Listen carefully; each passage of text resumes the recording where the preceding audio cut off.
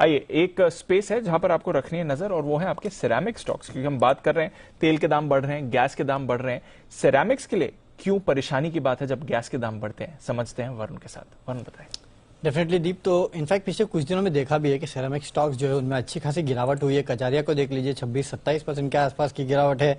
Somani, Pokhran, HSIL, Asian Granato, ये तमाम वो स्टॉक्स है जिनमें भारी भरकम गिरावट देखने मिली। अब कच्चे बेसिकली नेचुरल गैस के साथ इनका क्या रिलेशन है वो आपको समझना होगा। देखिए, ये कंपनियां जो है बेसिकली अपने प्रोडक्शन के लिए खासकर गैस का इस्तेमाल करती है।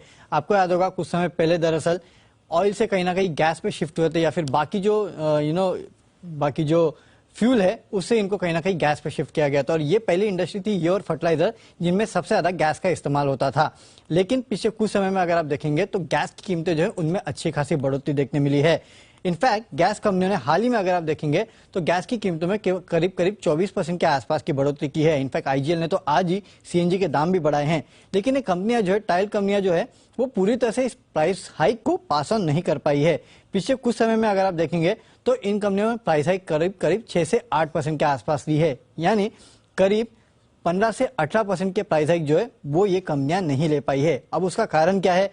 इन कंपनियों का बेसिकली ये मानना है कि यहां से अगर प्राइस हाइक और लिया जाता है तो उसका सीधा इंपैक्ट जो है इन कंपनीज के मांग पर पड़ सकता है, और आगे जाके जो ओवरऑल वॉल्यूम्स है उसमें गिरावट आ सकती है। और इसी वजह से आपने देखा था कि तीसरी तिमाही में इन कंपनी के जो ओवरऑल मार्जिन है उसमें औसतन अगर आप देखेंगे तो 1.5 से 2% के आसपास की गिरावट हुई थी। और काफी सारी जो सेरामिक कंपनीज थी उनके मार्जिन पे तो ज्यादा गिरावट भी देखने मिली थी। और इसी के चलते कुछ ब्रोकरेज हाउसेस ने इन कंपनियों के प्राइस टारगेटों को भी काटना शुरू कर दिया है। जेम फाइनेंशियल की एक मैं रिपोर्ट पढ़ रहा था, उसमें कजारिया सिरेमिक का प्राइस टारगेट उन्होंने 1410 से काट के 1300 के आसपास कर दिया है। और सोमानी सिरेमिक्स में भी अगर आप देखेंगे तो 1100 के आसपास का प्राइस टारगेट काट के 990 के आसपास इन्होंने कर दिया है। तो एक समय पे आपको याद होगा मोरबी में जो लगातार डिमांड बढ़ रही थी और इन कंपनीज को ऑर्डर्स लगातार मिल रहे थे, उसके चलते इन स्टॉक्स में तेजी आई थी। लेकिन अब क्योंकि ये पास ऑन नहीं कर पा रही है प्राइस, तो इसके लिए इन स्टॉक्स में आप देख रहे हैं एक रिवर्सल, एक गिरावट भी देखने मिल रही है। और मार्जिन प्रेशर आ सकता है आगे आने वाले क्वार्टर में और आ जाएगा। बिल्कुल। तो कॉस्ट बढ़ रही है बट पास ऑन करने के लिए उतना रूम नहीं है। थोड़ा थोड़ा ये पास ऑन जरूर कर रहे हैं बट उतना कंफर्ट नहीं है कि ये पूरी तरह से इसको पास ऑन कर पाए। तो परेशानी है सिरेमिक स्टॉक्स के लिए इस समय। कॉस्ट बढ़ जाएगी। ज्यादातर गैस बेस्ड प्लांट हैं, गैस बेस्ड रहते हैं अनिल जी, फर्टिलाइजर कंपनीज और ये पहले ये इनके सब वो होते थे, पहले वो कोयला वोयला ये वो दुनिया भर का था। उनसे धीरे धीरे सबको गैस बेस कर दिया है। हाँ। तो कॉस्ट तो कम होगी, लेकिन अब गैस के दाम भी बढ़ेंगे तो क्या करेंगे? तो क्या करोगे? है ना। बिल्कुल ये बात है। तो ये है आपके लिए पूरी की पूरी रिसर्च, किस तरह से सेरामिक कंपनियों के मार्जिन पर दिखेगा दबाव गैस के दाम बढ़ने से। जो अंतर्राष्ट्रीय बाजारों में भाव बढ़ रहे हैं, थोड़ा फर्क तो हमारे यहाँ भी पड़ रहा है। पड़ता ही है फर्क उसका। तो अभी आप सोचिए अप्रैल में तो अभी गैस प्राइस के रिवीजन होने, उसमें और बड़ा झटका लगने वाला है। हालांकि उसमें सिर्फ जनवरी तक का जो प्राइस बढ़े हैं उसको कंसीडर किया जाएगा, लेकिन उसका सीधा इम्पैक्ट तो पड़ेगा। जनवरी तक भी बहुत बढ़ चुके हैं, और उसके बाद जब अक्टूबर में बढ़ेगा तब देखना क्या होगा। वैसे ही अनुमान लगाया जा रहा था कि 100% के आसपास बढ़ेंगे अप्रैल में। वैसे तो ठीक है, टाइमिंग ठीक है दाम बढ़ने की। जब ये अप्रैल मई का टाइम जो अप्रेजल के वक्त आता है उस वक्त महंगाई बढ़ जाए तो ठीक रहता है। नहीं, लेकिन प्रॉब्लम ये है ना कि वो 1 अप्रैल से बढ़ता है। हाँ, तो मार्च में सब क्लोज हो जाता है ना, 31 मार्च को। अप्रैल से सैलरी बढ़ जाएगी। आप इतने उत्साहित भी क्यों है? टाइम तो लगेगा ना। तो उसी वक्त बढ़े तो कम से कम पता है ना कि हमको इतना तो इंक्रीमेंट होना चाहिए, इन्फ्लेशन को बीट कर पाए, है कि नहीं? तो ये नहीं तो क्या अच्छा है।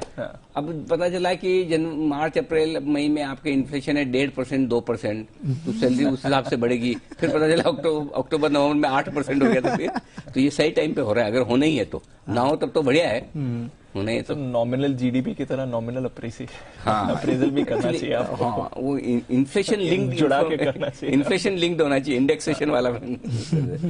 चलिए, ये तो जो होगा वो होगा, वरुण की किस्मत। जी, आप ये कह रहे हैं कि सिर्फ अप्रेजल मेरा होगा? आपका सबसे बढ़िया होगा। चलिए ठीक है, थैंक यू। ओके, तो ये है आपके लिए पूरी की पूरी रिसर्च जो वरुण लेकर आए कि किस तरह से सेरामिक कंपनियों के लिए मुश्किलें होती जब गैस के दाम बढ़ते हैं। तो चोपड़ा साहब, कोई विशेष टिप्पणी आपकी इस पर? अनिल जी, मैं पहले से ही कह रहा हूं कंपनीज को अपनी बॉटम लाइंस प्रोटेक्ट करने में कठिनाई होगी।